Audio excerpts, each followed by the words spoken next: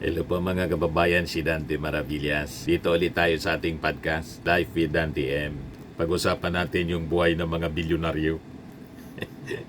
Bakit niya, Mr. Maravillas? Tingin ko po mga kababayan, matutulad kay Janet Lim Napoles, itong pamilya Diskaya, yung kontraktor po na napangalanan ng ating Pangulong Bongbong Marcos na sabit sa mga anomalous flood control projects. And worse, yung iba, ghost. Kasi ang latest na balita ngayon, ito po, yan report ng DCRH, mga luxury asset ni Sara Diskaya at ng kanyang asawa, iimbestigahan at isa sa ilalim sa audit ng BIR.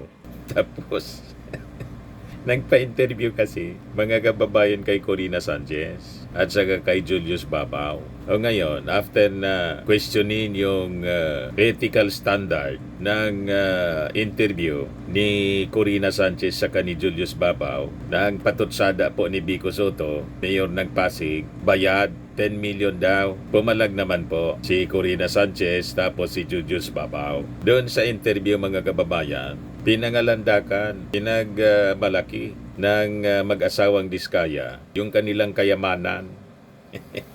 Display of wealth. Nakakalula mga kababayan ng kayamanan. Matindi po yung yung garahe ng mag-asawa. Parang garahe ng mall. Yan ba? Sisilipin na ngayon ng BIR. Tapos, sabi pa dito, Sara Diskaya on buying Rolls Royce. Kasi, ito may payog Dahil sa payog daw nagustuhan niya. Kaya binili niya yung Rolls Royce na ang halaga, mga 18 million or more. Ganon ang presyo ng Rolls Royce, mga kababayan. Yan katas ng DPWH worth 408.9 million pesos. Yung Cadillac lang, 17.8 million plus ang presyo. At ang sabi sa balita, 40 na mga mamahaling sasakyan ang pag-ari ng pamilya Diskaya na mag-asawa. Ang garay nga po, parang mall, parang garay sa SM.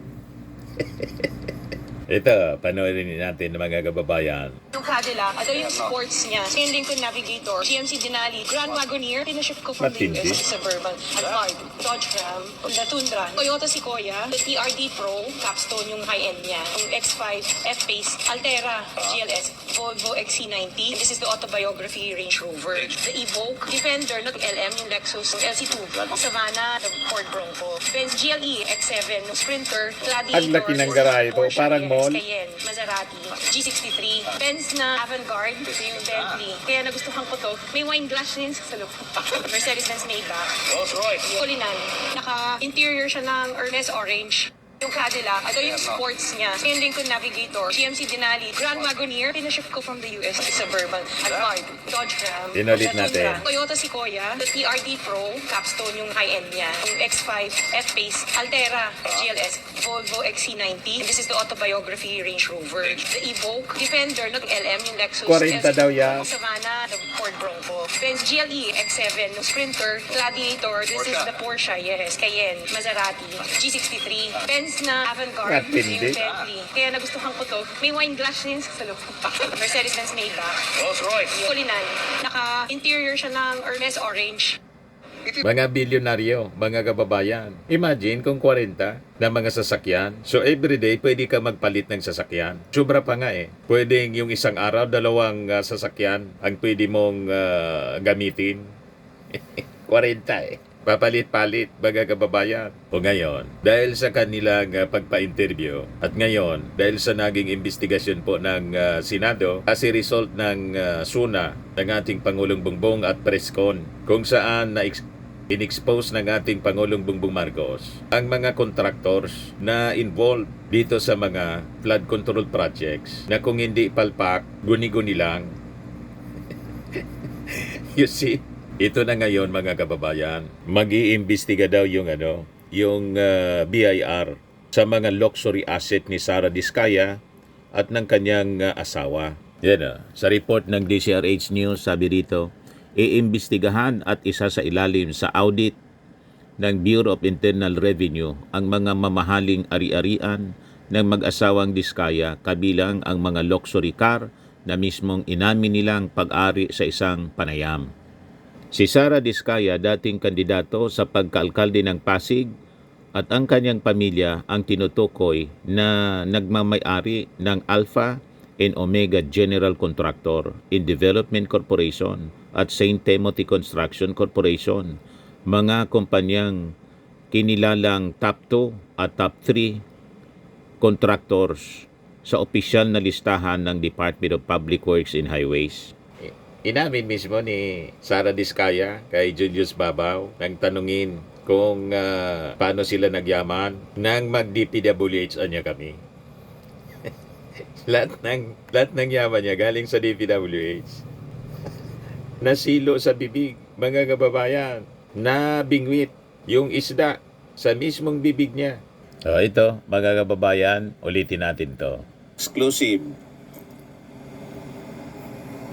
Ate Sara at Kuya Curly, dating mahirap, naging bilyonaryo. Yan o. Tinanong ni Julius Babaw, ano yung parang naging gateway para gumanda ang buhay ninyo? Sagot, mga kababayan na mag-asawa, nung nag-DPWH kami. Uli sa bibig po. Ang purpose ng pa-interview, alam natin, politika kasi magkakandidato sila. Nagyabang ng kayamanan para siguro isipin na credible candidate, hindi nuisance kasi may kapital. Hindi nila iniisip na malalagay sila sa alanganin. Kaya tama po yung sabi sa Bible, he who exalts himself shall be humbled, and he who humbles himself shall be exalted. Pag nagyabang ka, malamang ito ang abutin mo. Trouble, mga kababayan, hindi sinasadya. Sila mismo ang nagpasubo sa kanilang sarili kasi pinangalandakan sa interview ni Corina Sanchez at saka ni Julius Babaw. Yung kanilang kayamanan, nakakalula na kayamanan, mga kababayan. Sabi dito sa report ng DCRH, sa eksklusibong panayam sa DCRH, sinabi ni BIR Commissioner Romeo Lumagi Jr. dapat ding maisama sa investigasyon ang mga luxury assets na gaya ng mga sasakyan dahil malinaw na bahagi ito ng yaman ng mag-asawang kontraktor. The Bureau of Internal Revenue will pursue tax liabilities of contractors allegedly involved in ghost infrastructure projects, saying that the entire project cost will be treated as taxable income if no actual expenses were made. Malamang, pati yung pagbabayad sa buwis po, dinaya. Tapos, matutulad po ito sa tingin natin kay Janet Lim Napoles. Mamaya, ibigay ko sa inyo yung latest na kwento tungkol kay Janet Lim Napoles. Ayan Janet Lim Napoles, natulan ng hanggang 55 taong 55 years na pagkakakulong. Kita niya, mamaya yung detalye po. Dito muna tayo sa sinasabi ng BIR. Sabi po ni BIR Commissioner Attorney Romeo Lumagi Jr. sa kanyang paliwanag that in cases where projects are found to be non-existent, the government will compute taxes based on the total amount paid to contractors. I-multiply natin sa corporate tax. Depende yon kung kailan na ibigay yung project. Kung 25% yung rate niyan, 25% yon. Yun na ang taxable income dahil wala talagang gastos yan, sabi po ni Lumagi. Lumagi noted that if a ghost project worth 100 million pesos is discovered in 2025, the corresponding tax liability would immediately amount to 25 million agad-agad based on the 25% corporate tax rate. Tapos, mga kababayan, maghahabulan na. Patong-patong na problema ito na pinasok ng pamilya Diskaya, mga kababayan. Sabi po ni Lumagi that even without physical implementation, tax liability remains kahit ghost project pala may buwis. Yun, yung iba pang mga illegitimate na expenses, pwede yon dahil nga ghost project. Pero doon pa lang sa kontraktor ng isang ghost project, 25% na agad sa isang ghost project pa lang. For legitimate projects niya, however, corporations are allowed to deduct actual expenses such as materials, wages, and operating costs before computing net taxable income. Ang unang gagawin dyan, itotal lahat ng revenues. Tapos, lahat ng mga expenses nila, yung mga materyales, yung mga pasweldo sa mga trabahador, lahat yan ibabawas. Kung neto niyan, yung neto niyan ang magiging basihan nung taxable income. Ngayon, nasa 25%, sabi po ni Lumagi. Di ba, mga kababayan? So, isasama nila yung mga luxury cars na ipinagyabang ng pamilya Diskaya, sabi ni Atty. Lumagi. Isasama dapat yan. Sila na mismo ang nagsabi na sa kanila ito, sabi ni Lumagi, referring to the admission of ownership of luxury vehicles by contractors. Lumagi assured that contractors will be given due process but stressed that ghost projects are a high priority audit case. So, patong-patong na kaso, mga kababayan ang kakaharapin ng mag-asawang Diskaya. Parehas ng kaso ni Janet Lim Napoles, mga kababayan. O ngayon, ibigay ko sa inyo yung detalye ng balita kay Janet Lim Napoles. Yan 55 years na pagkakulong. Report ng News 5. Sabi diyan, hinatulan ng Sandigan Bayan ang negosyante na si bagong sentensya to. Janet Lim Napoles ng hanggang 55 taong pagkakulong kaugnay ng maling paggamit ng 7.55 milyong pork barrel na dating mambabatas na si Davao del Sur Vice Governor Mark Douglas Cagas IV. Sa desisyong inilabas ng korte nitong Biyernes, Agosto 22, napatunayang guilty si Napoles sa tigda-dalawang kasong paglabag sa Anti-Graft and Corrupt Practices Act at malversation of public funds. Na una ring siyang nahatulan sa iba pang kaso ng plunder, graft, malversation, bribery at money laundering na may kinalaman sa pork barrel scam. Ganon din ito, mga kababayan. Yung pork barrel, ito naman po mga insertions, flood control projects, the same animal. Di ba pa, mga kababayan? Yan nakakalungkot sa matinding korupsyon sa gobyerno. As a result ng pangungurakot sa mga pondo sa flood control, itong exact illustration, mga kababayan. Yan Everything PH. Saktong illustration po sa flood control. Lubog yung mga communities, yung mga mamamayan sa baha. Yung mga politiko at contractors, lubog sa kwarta. Lumalangoy sa baha, mga kababayan, yung mga mamamayang Pilipino, yung mga politikong magnanakaw at mga contractors, lumalangoy sa pera. Sakto na illustration, mga kababayan, na sana itong mga pundong ito napunta sa mga matitinong proyekto at mga communities na may pangangailangan talaga. Tulad nito, kawawa naman yung mga tao dito, mga mag-aaral. Nueva Vizcaya students risk lives crossing cable to attend classes. Walang tulay, walang flood control dito. Mayroon kable. Yon ang ginagawa nilang tulay para tumawid. You see? Yan, sabi rito sa report.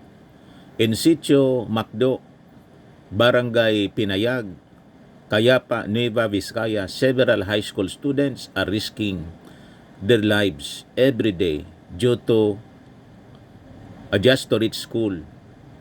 With no bridge to cross the raging river, they are forced to cling onto a thin steel cable.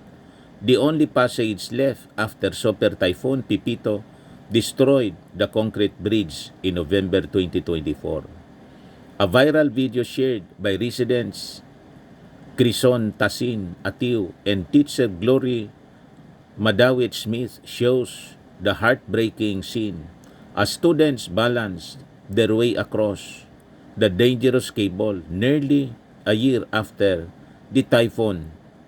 The bridges remains unrepaired, leaving young learners with no choice but to face danger in pursuit of education. Sabi dito sa report ng Pinas Now. You see, mga kababayan, dapat sana dito ginamit yung mga pondo. May mga project sa flood control tulad ng doon sa Oriental Mindoro na nadiskubre wala mang tubig. May flood control, walang tubig. Yung may tubig, tulad doon sa Bulacan, walang flood control kasi ghost, guni-guni. Ganon tayo pinagluluko. Itong mga politiko at mga contractors na sangkot dito. You see? O ngayon, as a result nito mga kababayan, na mga kalukuhan na ginagawa nila, pati yung Senado po, kinarma. Ito, tapat ng Senado, binaha. Pati yung driveway po sa Senado, pinasok ng kahapon. Ito yung report ng GMA Balitang Hali kahapon. Umahanga sa tapat ng tanggapan ng Senado sa Pasay City. Hanggang gutter ang level ng tubig sa mismong harap ng Senate. Pero sa kabilang bahagi nito, pag-uniform, You see? pinahatuloy ang ilang nagpoprotesta tungkol sa flood control project. Nagtawag sa ng rally sa labas ng Pati Senado yung nagrarally. ng miyembro ng simbahan Bina na para rin. panawagan ng pananagutan sa maanumalyang You flood see? control project. Galing pa raw sila sa iba't ibang bahagi ng Metro mula sa province of Laguna.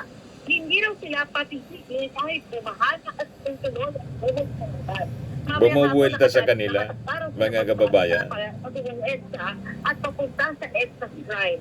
Dito naman, sa pinatatayon doon sa Manila, ay malakas pa rin doon ang pumus ng ulan at pakanak rin sa ilang bahagi. Ito, abogado ng PAO sumakay sa postcart sa gitna ng para makapasok. Yan o. Yan o. Sa City Hall ito mismo ng Maynila, ginawang sasakyan niya yung postcart na lang para hindi mabasa. Ganon ang consequence mga kababayan ng massive corruption sa gobyerno. Habang lumalangoy sa baha, mga kababayan, yung mga mamamayan, lumalangoy naman po sa pera ang mga politiko at mga contractors. You see? Yes, sabi ng mga netizens, kulong o ibalik lahat ng ninakaw sa gobyerno. Nag-react pati si Senyora, arbor na yung payong madam para di masama sa audit. Sabi ni Peter Asel Andes Arcilia, yabang pamor. Kaya sabi ko sa inyo, walang patutungong mabuti po ang pagyayabang. Pag mayaman kayo at saka questionably yung pinanggalingan ng yaman ninyo, huwag kayong magyayabang ng magyayabang. Pag nasilip yan, tapos kayo.